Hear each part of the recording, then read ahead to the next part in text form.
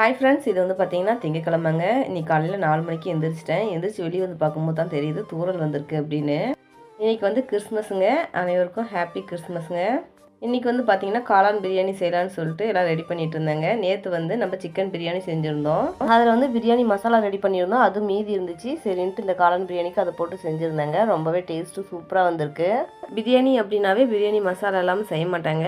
உங்களுக்கு இந்த மசாலா ரெசிபி வேணும் அப்படின்னா நேற்று வந்து சிக்கன் பிரியாணி லாங் வீடியோ போட்டிருக்கேன். அதில் இருக்குது, செக் பண்ணி பாருங்கள். ரீசெண்டாக வந்து நிறைய இடத்துல மழை பெஞ்சு வெள்ளம் நிறையா வந்திருக்கு. அதனாலேயே வந்து பார்த்திங்கன்னா நேற்று வந்து தண்ணி வந்து பிடிச்சி வச்சோம். எந்த அளவுக்கு வந்து உள்ள மண் கலங்களாக இருக்குதுன்னு பாருங்கள். வெள்ளை குடத்துலையும் இந்த சில்வர் குடத்துலையும் பார்த்தா மட்டும்தாங்க அந்த சேஞ்சு தெரியுது. கலர் குடத்தில் பார்த்தா அந்த அளவுக்கு தெரியல. எல்லா இடத்துலையுமே மேக்ஸிமம் இப்படி தான் தண்ணி வரும். ஒரு சில வீட்டில் வந்து ஃபில்டர் யூஸ் பண்ணுவாங்க. ஃபில்டர் யூஸ் பண்ணுறதை விடவே இந்த மாதிரி தண்ணி வந்து காய வச்சு நல்லா கொதிக்க வச்சு ஆற வச்சு குடித்தோம்னாவே உடம்புக்கு நல்லது. இதே மாதிரி நீங்களும் ட்ரை பண்ணுங்கள்.